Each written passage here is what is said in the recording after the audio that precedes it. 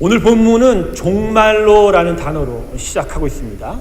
이 단어는 우리가 종말이라는 그 단어 그 자체의 의미, 이제 우주의 종말을 앞서서 이런 의미가 아닙니다. 글의 마무리를 지을 때 보통 끝으로 마지막으로라고 이렇게 사용하지 않습니까? 그런 단어입니다. 아마도 사도 바울은 오늘 이 본문을 기록하면서 끝으로라고 이렇게 말 한마디를 던지면서 이 빌립보 교회에 보내는 이 서신을 끝맺음, 정리를 하려고 했었던 것 같아요. 그래서 오늘 여러분 문장 형식으로 봐도 3장 1절에서 바로 4장 2절로 넘어가는 것이 매우 자연스럽고 또한 보기가 좋습니다. 그런데 오늘 본문 말씀으로 빌립보서가 마무리되고 있지 않아요. 매우 중요한 주제가 이 3장 1절을 넘어서 2절부터 시작되면서 그 내용이 계속 이어져 가고 있고요. 그래서 빌립보서가 3장으로 끝나는 짧은 서신이 아니라 4장까지 이르는 좀 더 긴 편지가 되었습니다. 그렇다면 왜 바울은 끝으로 마지막으로라는 이 단어, 이 말을 뱉어놓고서 갑자기 빌립보 교회에 보내는 편지의 내용을 좀 더 끌고 가고 있었을까요? 전 여기서 바울이 이 편지를 보낼 때 어떤 상황을 그림으로 한번 그려보았습니다. 바울은 매우 시력이 낮은, 그래서 눈의 고통을 가졌다고 그럽니다. 그의 평생의 질병이 안질이었다고 그러는데, 그래서 항상 여러 사람들과 교회에 서신을 보낼 때 직접 자필로 편지를 쓰기가 어려웠었습니다. 보통 편지를 쓸 때 야밤에 써야 되는데 그 촛불 밑에서 눈이 매우 안 좋았기 때문에 편지 쓰는 게 상당히 어려웠다고 그래요. 그래서 항상 편지를 쓸 때 자신의 서기, 그러니까 글을 대필할 때 대필해주는 서기를 데리고 다녔습니다. 바울 서신에 나오는 더데오라는 사람이 아주 유명한 사람이고요. 마가, 요한도 함께 있었고 누가도 있었고 디모데도 때때로 편지를 대필해 주곤 했습니다. 지금 바울이 빌립보를 향해서 하나님의 귀한 말씀을 이제 계속 구술해 주고 있습니다. 빌립보 교회여, 이제 너희가 십자가의 복음을 회복하라. 그 마음을 회복하라. 디모데를 보낼 것이다. 에바브로디도를 보낼 것이다. 그렇게 그들과 함께 분열된 교회를 다시 잘 세워라. 그러면서 끝으로라고 단어를 뱉은 거예요. 그러니까 서기도 반면에서 마지막으로라고 썼겠죠. 근데 갑자기 사도 바울 안에서 뭔가 끊는 열정이 다시 서올라오는 거예요. 무언가 하지 않았던 말이 갑자기 생각이 나서 갑자기 열변을 토하기 시작한 거예요. 끝으로라고 했는데 갑자기 다른 중요한 주제를 언급하기 시작한 거예요. 그러니까 옆에서 기록한 서기도 이거 계속 말을 뱉고 있으니 이거 원래는 지우고 끝으로는 말을 지우고 다시 써야 되는데 시간이 없다 보니까 그냥 종말로 끝으로 마지막이라는 단어를 썼지만 그냥 지우지 않고 계속 이야기를 이어가고 있었다라는 것이죠. 여러분, 제가 왜 이런 이야기를 배경을 설명해 주냐면 빌립보서 3장이 사실 빌립보서에 있어서 가장 중요한 내용을 담고 있다라는 증거가 바로 이 종말로라는 단어를 썼다라는 것이죠. 그러니까 오늘 본문의 말씀과 계속 이어져가는 빌립보서 3장 전체가 매우 중요한 주제라는 것을 오늘 본문이 가르쳐주고 있습니다. 자, 그러면 바울이 본문에서 말씀하고 있는 그 중요한 주제가 뭘까? 갑자기 마지막이라고 했는데 무엇이 그를 마음에 그렇게 열받게 만들어서 빌립보 교회에 정말 중요한 주제를 이어가고 있는가? 단순하게 보면 오늘 1절 첫 부분에 기록된 주 안에서 기뻐하라가 될 것입니다. 그러나 이미 이 빌립보서 안에는 주 안에서 기뻐하라, 이 기쁨이라는 단어가 오늘 여기 쓰여진 것만 제외하고도 이전에 5번이나 반복이 되고 있다는 거예요. 여러분, 빌립보서의 배경 중에 가장 중요한 배경이 기쁨이라는 단어입니다. 바울이 얻은 기쁨. 로마 감옥에 갇혀서 어쩌면 죽음이 자기 앞에 다가올 수 있는 그런 위험한 처지 속에서도 두려움과 공포를 가진 것이 아니라 오히려 기쁨을 충만하게 누렸기 때문에 바울은 이 기쁨을 자신을 도와주고 후원하였던 빌립보 교회에 전하고 싶었던 것이죠. 그래서 이 빌립보 서신의 구석구석마다 기쁨이라는 단어가 반복 사용이 되어 그 자신이 누리고 있던 그 기쁨을 빌립보 교인들과 함께 나누기를 원하였다는 것이죠. 근데 오늘 이 본문에 주 안에서 기뻐하라는 것은 다른 중요한 주제와 연결되어 있다는 것이죠. 바울이 주 안에서 기뻐하라라고 말하면서도 다른 중요한 주제와 함께 말하고 있기 때문에 이 부분이 다르게 해석이 될 필요가 있다는 것이죠. 이것은 주 안에서 기뻐하라라는 오늘 본문 말씀 다음에 다른 말씀이 어떻게 붙었는지를 통해서도 확인될 수 있습니다. 여러분, 주 안에서 기뻐하라 다음에 1절에 사도 바울이 뭐라고 말씀하고 있습니까? 너희에게 같은 말을 쓰는 것이 내게는 수고로움이 없고 너희에게는 안전하니라. 자, 너희에게 같은 말을 썼다라고 그러죠. 앞선 구절에서 계속 기쁨이라는 단어를 썼는데 지금도 쓴다라고 이야기해요. 그런데 이게 나한테는 수고롭지 않다라는 거예요. 오히려 너에겐 안전하다. 몇 번을 반복하든지 나는 이런 수고는 감당하겠다. 왜냐하면 이 너 주 안에서 기뻐하는 것이 너희에게 너희의 믿음의 삶에 완전한 가드, 보호막이 될 것이기 때문이다. 지금 너희 앞에 당면한 문제가 있는데 그 문제 해결점, 그 답은 바로 주 안에서 기뻐하는 것이기 때문에. 그러니까 내가 입이 아프도록 설명해도 절대 난 피곤하지 않아. 왜냐하면 너희가 기뻐해야 지금의 어려움에서 이겨낼 수 있다. 이 말이 바로 이 본문 1절에서 사도 바울이 지금 빌립보 교회 성도들에게 전하고 싶은 그 핵심 메시지입니다. 그러므로 본문의 주 안에서 기뻐하라라는 말씀은 거듭해서 사도 바울이 말하는 나의 기쁨을 너희도 같이 누려라라는 의미와 함께 너희를 지금 압박하는 무언가의 공격에 대하여 너희가 취할 태세는 무엇보다도 주 안에서 기뻐하는 것이고 그것이 너희를 향한 하나님의 완전한 보호와 인도가 될 것이라는 의미를 가지고 있는 것입니다. 할렐루야.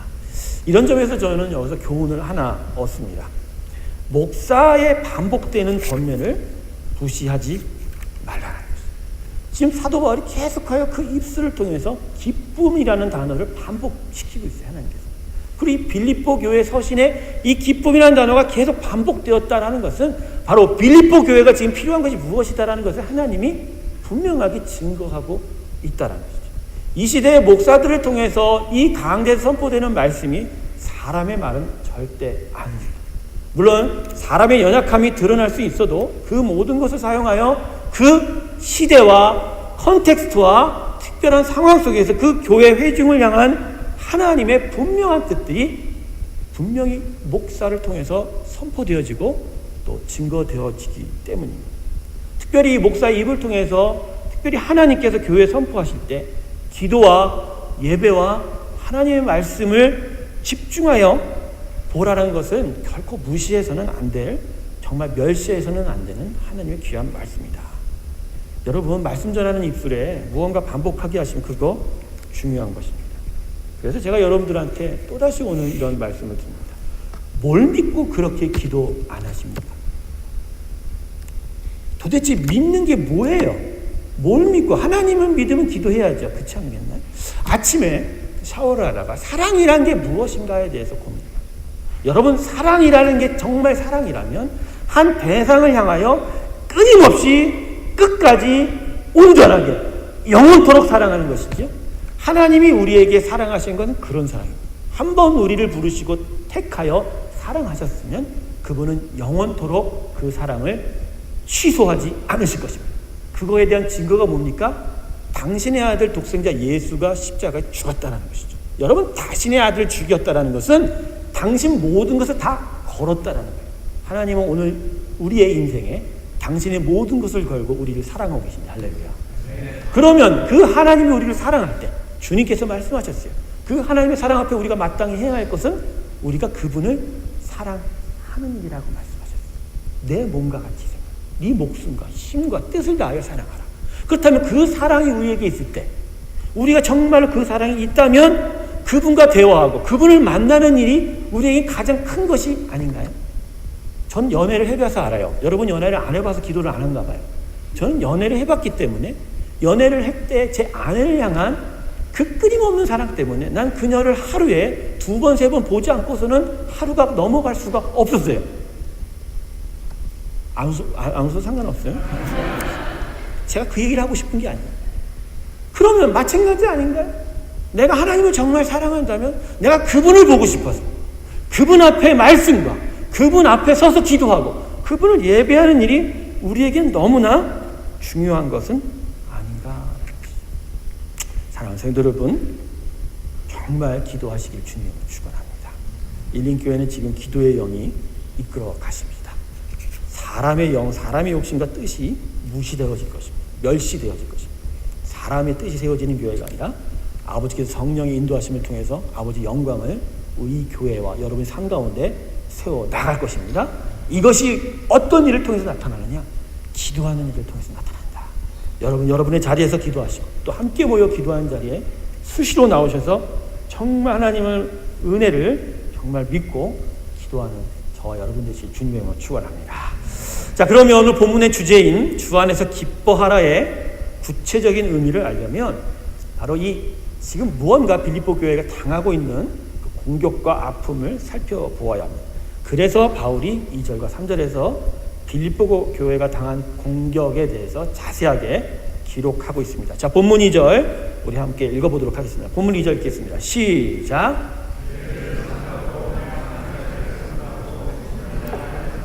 네, 본문은 지금 빌립보 교회 성도들에게 세 개의 그룹을 삼가라고 말씀하고 있습니다. 삼가라는 것은 경계하여 주의하라라는 그런 의미입니다.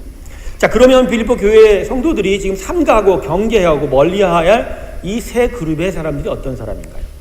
지금 바울은 개라고 얘기하고 행악자라고 얘기하고 손할례당이라고 얘기했습니다. 그렇지만 이 세 가지 그룹은 바울이 세 가지로 불렀을 뿐이지 사실은 하나의 그룹이었습니다. 하나의 그룹을 세 가지 악을 들어서 이렇게 부른 것이죠. 그들이 누구였냐? 바로 유대 율법주의자였습니다. 원래 빌립보는 유대인들이 많이 살고 있었던 도시가 아니에요. 원래 죄대한 태역 로마 군인들을 위해서 세운 도시였고, 그래서 그들을 통해서 건축이 되고 세워진 그런 군사 태역 군인들의 도시였기 때문에 유대인들이 처음부터 와서 살고 있었던 곳은 아니었습니다. 그런데 사도 바울이 계속하여 이방인들에게 예수 그리스도의 복음을 전하면서 뒤이어 다른 복음이라고 그렇게 속이며 다니는 자들이 나타나기 시작했습니다. 그 유대 율법주의자들이 빌립보 교회를 찾아와서 빌립보 교회 회중들에게 공격을 하고 그러니까 바울이 전한 예수 그리스도의 복음을 변개하여 그들에게 복음의 능력이 나타나지 못하도록 만들었다라는 것이죠.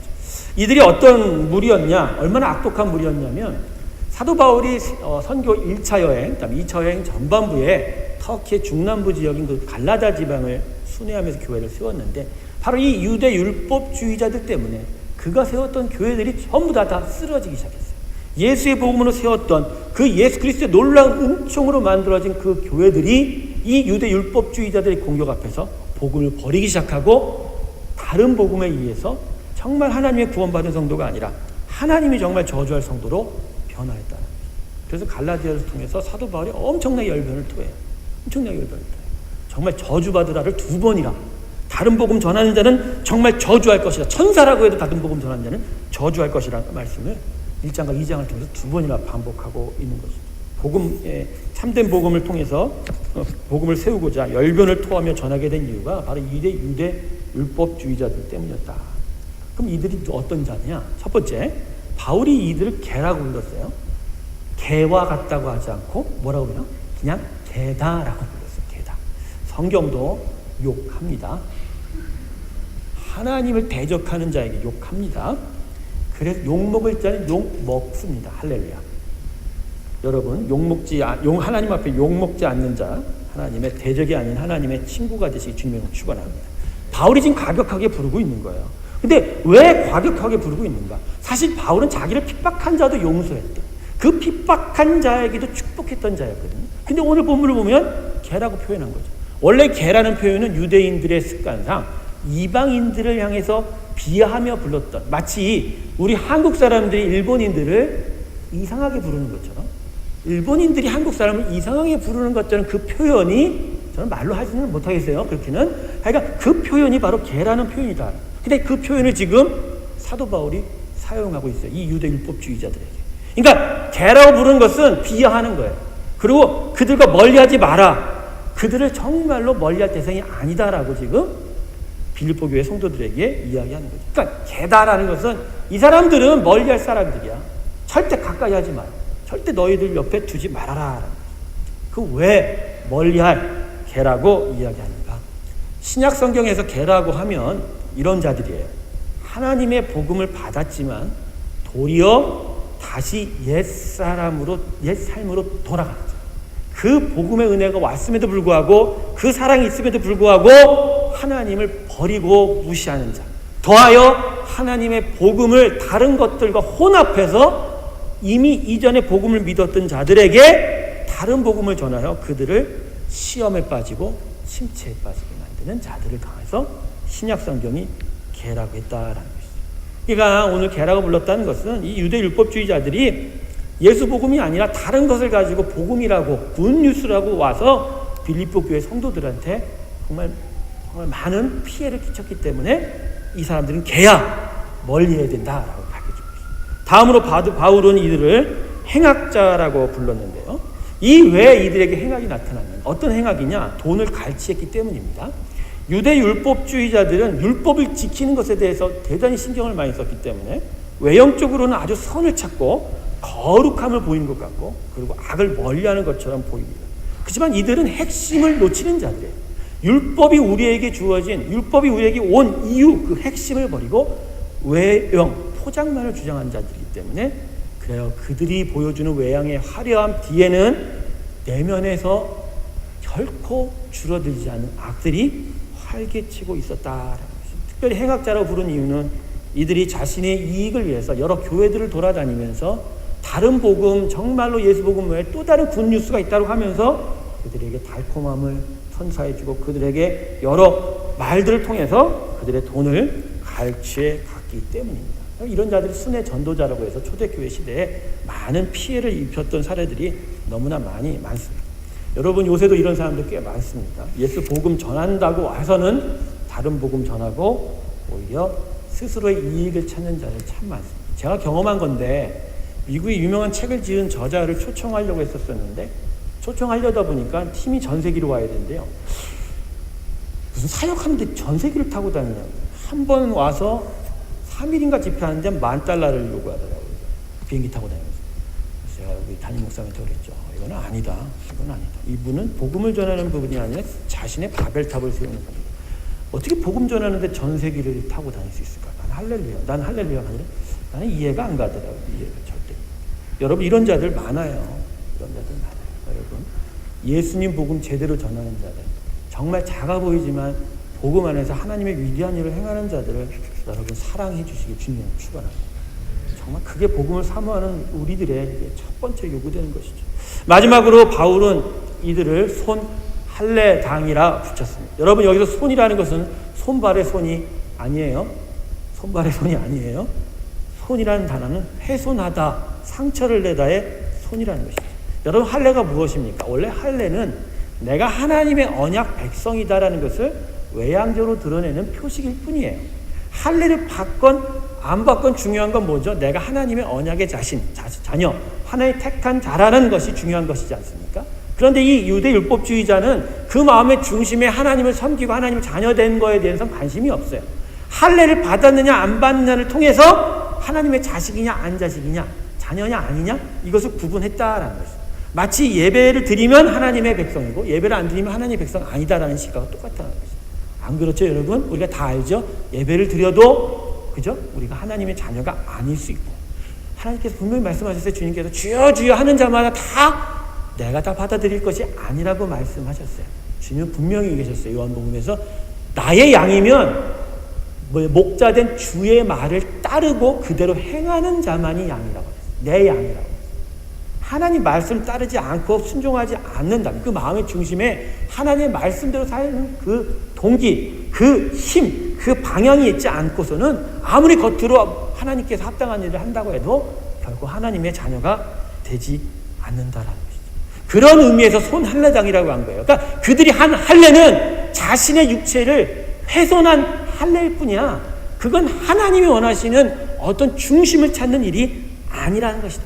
그들은 오히려 손 할례, 자신이 할례하는 걸 통해서 자신은 의롭다라고 자랑할 뿐이지 실제로는 하나님과 전혀 상관없는 자였다. 바울은 이렇게 행악자, 손 할례당이라고 부르면서 아주 가격하게 이들을 멀리할 것을 경계시키고 있습니다. 이유는 바로 이들이 사탄의 도구가 되어 이제껏 예수의 복음으로 잘 자라왔던 빌립보 교회 성도들에게 다른 영향을 끼치고, 그래서 그들이 인간적인 행위와 간습과 유전에 매이게 되어 예수 그리스도를 결국 끝내는 버리게 되고 잊게 되고, 그리고 예수를 잃어버리게 되는 일들이 나타났기 때문입니다. 이들은 외양만을 강조했어요. 내면은 전혀 관심이 없어요. 복음은 내면에 들어와서 영을 바꿉니다. 깨웁니다. 살립니다. 그리고 죄를 죽여가요. 그러면 거기서부터 하나님의 놀라운 거룩함이 저절로 나타나게 되는 것이죠. 그렇지만 이들은 내면의 일들에 대한 관심이 없어요. 아니, 가르칠 능력이 없는 거죠. 오히려 겉에 화려하고 무언가 바뀌고 변화가 되는 걸 통해서 그것으로 하나님 앞에 바쳐진 인생, 하나님을 섬기는 인생이라고 드러내기를 원했다라는 것이죠. 하지만 그건 사실 자기를 드러내는 거지 하나님을 드러내는 것은 아니라는 것이죠. 여러분 기억하세요. 외면을 강조하는 자는 나를 드러내는 자지 결코 하나님을 드러내는 자가 아닙니다. 하나님의 사람은 내면에 아버지의 영으로 사는 자가, 그래서 아버지를 세워나가는 것부터 시작하여 외면의 삶으로 나아가는 게 바로 하나님을 제대로 믿는 사람이다. 할렐루야. 그래서 결국은 이 유대 율법자들이 처음에 예수의 복음과 처음은 똑같이 가르치나 결국은 거기에 할례를 더하고 안식일을 더하고 음식의 규례를 더해서, 그래서 화려하고 외양은 뭔가 그럴싸해 보이지만 내면을 가르치지 않습니다. 그 내면의 악은 사라지지 않고 오히려 그 화려한 외면 뒤에서 그 악이 활개쳐가는 일이 나타납니다. 돈을 빼앗기나 자신의 욕심을 채우기나. 그러니 앞과 뒤가 다르고 안과 밖이 다르고 결국 예수의 복음은 사라지고 썩을 사람의 가치관과 전통과 유전만이 남게 되었다. 여러분, 이게 구체적으로 무슨 얘기냐면, 우리 시대에 우리 교회가 아닌 달나라 교회의 이야기를 들면, 가령 자녀를 결혼시키는데 상대방 부모가 권사님이나 장로님인 자들, 굳이 찾는 자들이 바로 이런 경우에 해당될 거예요. 외양의 직분이 신앙생활의 전부라고 여기는 케이스라는 거예요. 신앙의 중심엔 관심이 없고 외양의 화려함을 중시하는 이런 시선들, 한국교회 이런 거 많죠. 여러분, 교회의 직분이 높고 낮음이 어디 있겠습니까? 여러분, 교회의 직분은 계급이 아닙니다. 교회 직분은 완장이 아니에요.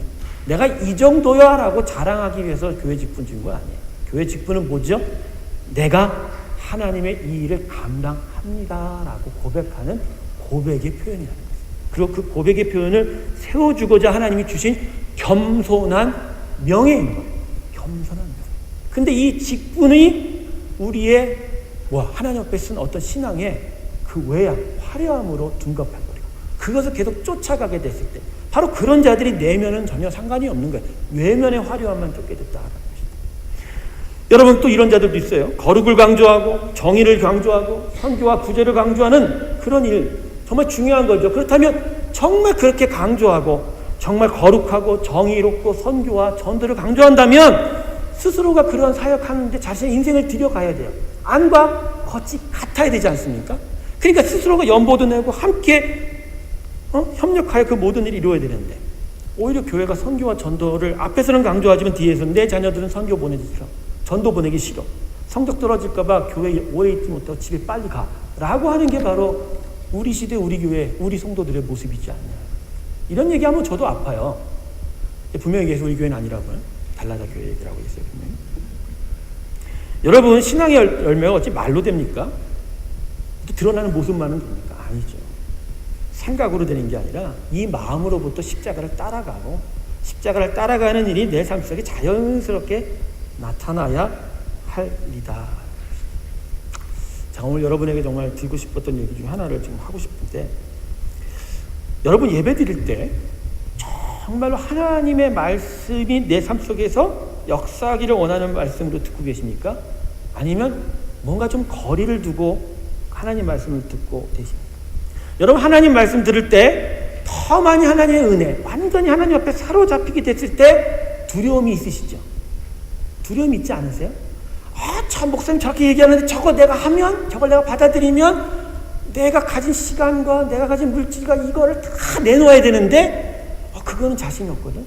그러니까 막 강대에서 하나님의 말씀이 목사를 통해서 나타나지만 갑자기 그걸 다 받아들이는 것이 싫은 거예요. 그러니까 막 거리를 두려고, 더 더 이상 아멘 하지 말자. 여기까지만 하자. 여기까지만 하고 좀 더, 와, 저건 안 돼. 그건 하면 내가 손해봐. 아니야. 저건 하지 마. 옆에 사람 하지 말라고 그래. 하지 마. 이런 마음 있지 않아요? 여러분, 하나님 앞에 왔는데 믿겠다고 온 거예요? 아니면 안 믿겠다고 온 거예요? 내 여러분에게 오늘 진짜 물어봅니다. 하나님 앞에 믿겠다고 온 거예요? 안 믿겠다고 온 거예요? 아버지의 말씀 앞에서 그걸 받아들이겠다고 온 거예요? 안 받아들이겠다고 온 거예요?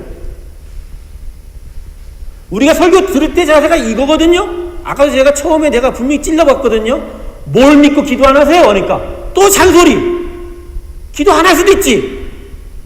그게 뭔지 알아요? 말씀이 진리가 오는데 진리가 나의 안에서 결론이 되는 가운데 성령이 뭔가 밀어붙이고 계시는데 마음 안에 내 자신이 그거하고 싸우는 거예요. 저렇게 못 샀는데. 근데 그러면 왜 나와요? 믿겠다고 나온 건데 왜 안 믿겠다고 여기서 고백하냐고요. 희한한 거예요. 그건 집에서 하세요. 유튜브를 틀어놓고 모든 목사님의 설교를 들으면서 거기서 이렇게 돼요. 이곳은 예배하는 곳이에요. 예배는 사랑하는 곳이에요. 아버지를 사랑하는 곳이에요. 아버지에 대한 사랑을 고백하는 곳이에요. 그렇다면 믿겠습니다라고 말씀을 받아야 되는데 말씀 받을 때 믿겠습니다라고 받는 게 아니라는 거예요. 저건 좀 힘든데 안 되겠는데요 라고 고백합니다. 물론 안 돼요.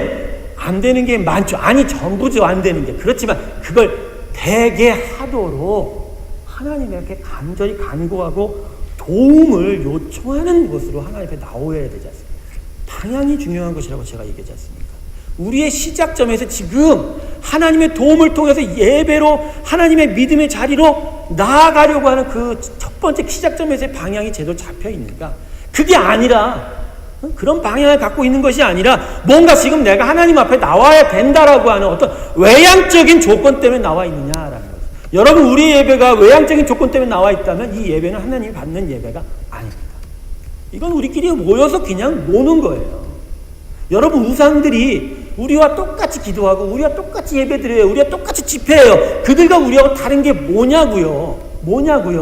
진리가 결론이 되는 게 그거의 차이 아닙니까? 그들도 얼마나 헌신하고 그들도 얼마나 기도하고 그들도 얼마나 수많은 일들의 봉사를 하는데, 근데 그게 우리와 다른 결정적인 이유가 뭐냐? 우리가 믿는 게 진리고 우리가 믿는 게 정말 참된 진리고 진실이기 때문에, 그래서 우리가 이 진실을 붙잡을 때 그들은 우리하고 비교할 대상이 아니라는 거예요. 근데 거기들, 그 사람들은 크게 열심히 자신의 우상을 향해 나아가는데 우리는 뭐냐는 거죠. 우리는 뭐냐?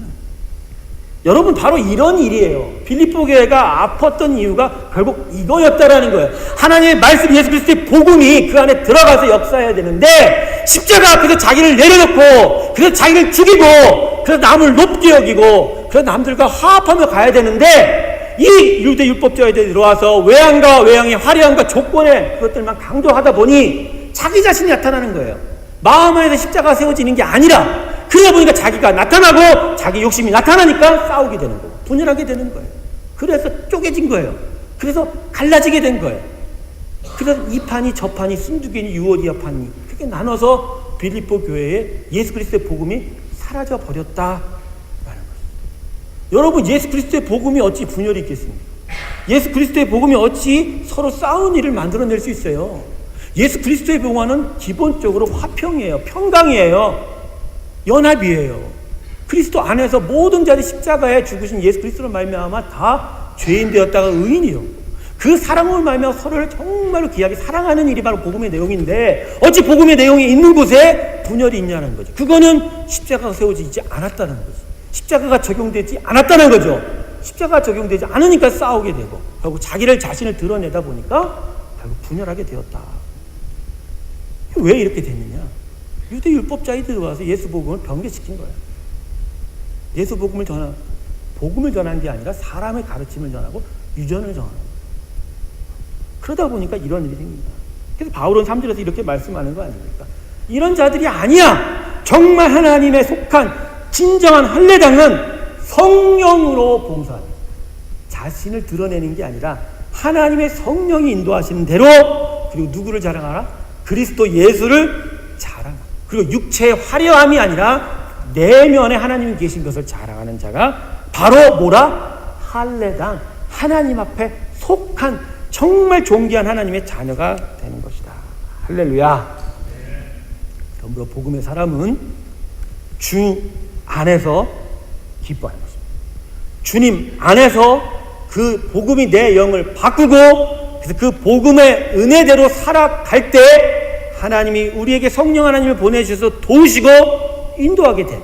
그래서 그것 때문에 만족하고 기뻐하는. 그럴 때 아무리 고난이 찾아오고 어려움이 오고 역경이 와도, 원수가 나타나도, 내 자신의 상처 가운데 자책과 열등감이 나타나도, 이 하나님의 놀라운 복음의 능력이 살아있다면 결국은 그 은혜가 나를 보호할 것이고 평강을 줄 것이고 나를 위로하여 용기를 주어 끝까지 예수 그리스도로 걸어갈 수 있게 한다는 것입니다. 그러니 주 안에서 예수 그리스도만으로 기뻐하는 자가 바로 예수의 사람이다. 그렇지만 우리가 주 안에서 이런 기쁨을 찾기보다는 여전히 외양을 찾고 화려함의 눈길을 주고 나를 드러내는 기쁨에 만족하게 되면 결국 멸망의 계곡으로 떨어져 가게 된다. 왜? 이렇게 해서는 결코 하나님과 하나가 되지 못하기 때문에. 여러분, 우리의 고통의 이유가 뭡니까? 우리가 지금 왜 수많은 환난과 아픔 속에 있냐고요. 그건 우리가 하나님과 분리되어 있기 때문이에요. 여러분, 이 분리가 왜 나타났어요?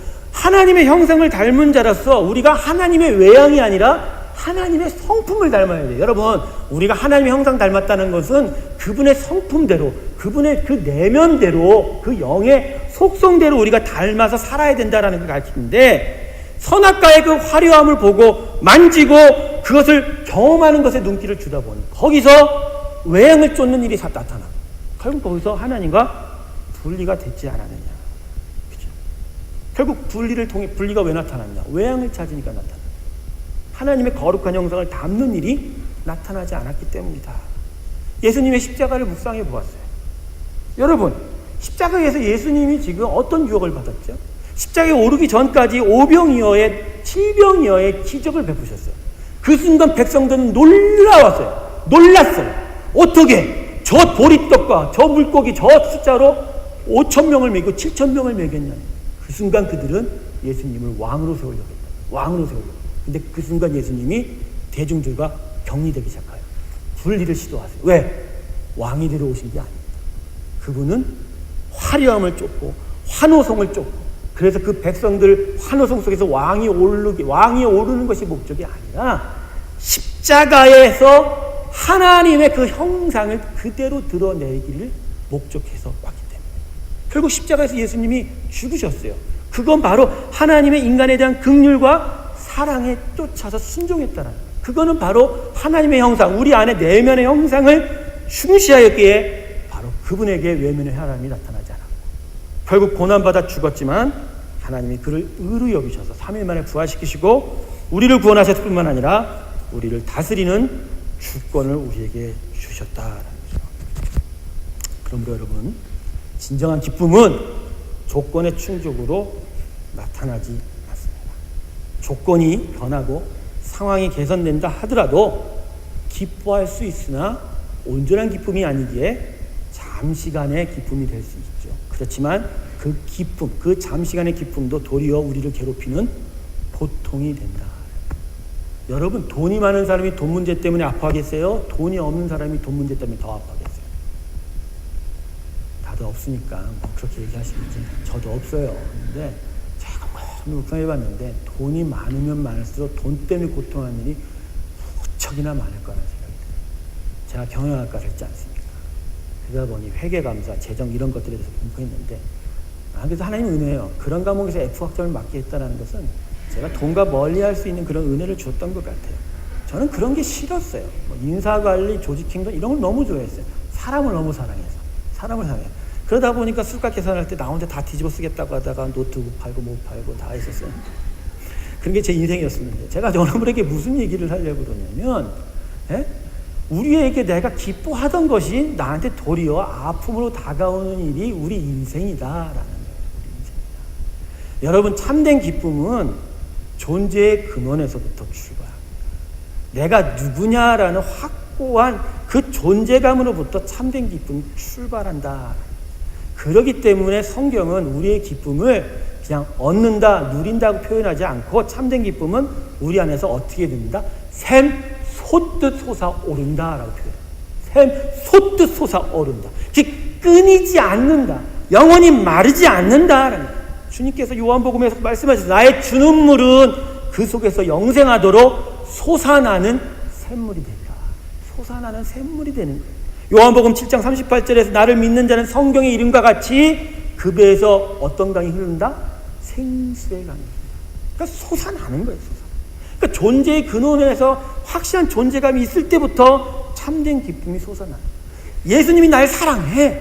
하나님이 날 사랑해. 그것으로 그만이야. 거기서부터 기뻐하는 거예요. 근데 어떤 고통과 어떤 압박이 찾아와도 하나님이 날 사랑하고 있다는데, 아버지가 날 사랑하고 있다는데, 그거면 되는 거 아닌가요?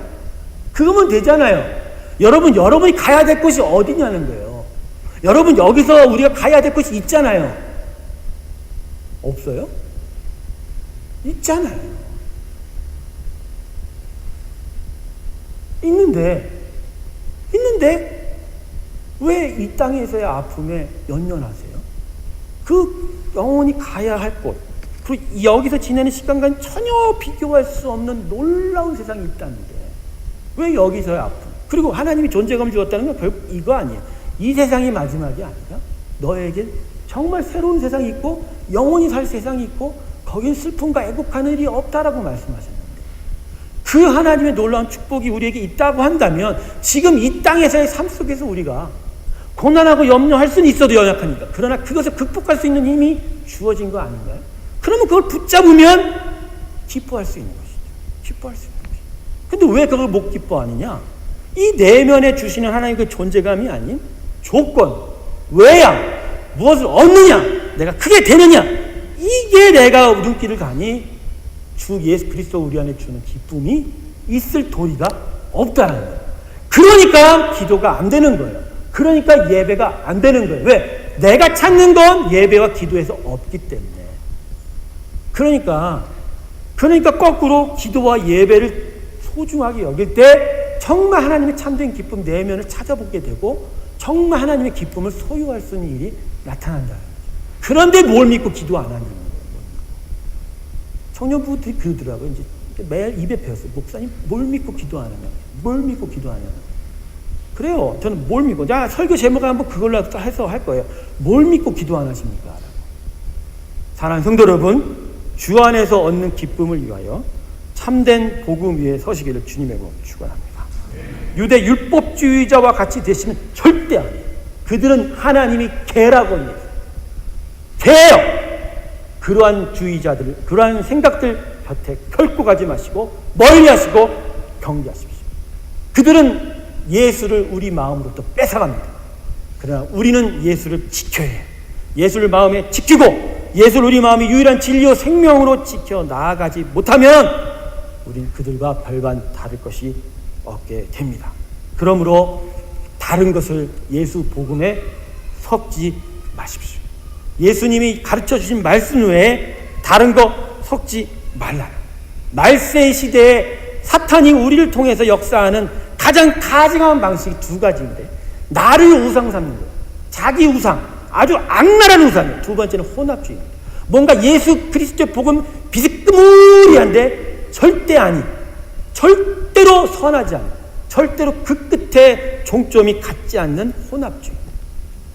그것을 경계하셔야 돼요. 예수는 오직 예수님. 예수는 십자가에서 우리를 죽으셨고, 그래서 십자가에서 우리를 향한 사랑을 증거하셨고, 우리를 영원토록 사랑하시고자 지금도 우리와 함께 하신다. 그리고 그게 우리에게 가장 필요하고 오직 필요하고 우리의 완전한 진리 된다는 것을 오늘 이 시간에 다시 한번 믿고 나아가시는 우리 모두가 되시길 주님의 이름으로 축원합니다. 말씀을 정리하겠습니다. 주 안에 머무르셔야 돼요. 그러시기 위해서는 예수 그리스도의 복음만 붙잡으세요. 그분의 복음만 붙잡으세요. 그렇게 복음을 붙잡을 때 여러분 안에 기쁨이 샘솟듯 솟아오르게 될 것입니다. 여러분, 이 귀한 예수 복음 붙잡고 나아가시길 주님의 이름으로 축원합니다. 기도하시겠습니다. 하나님 아버지,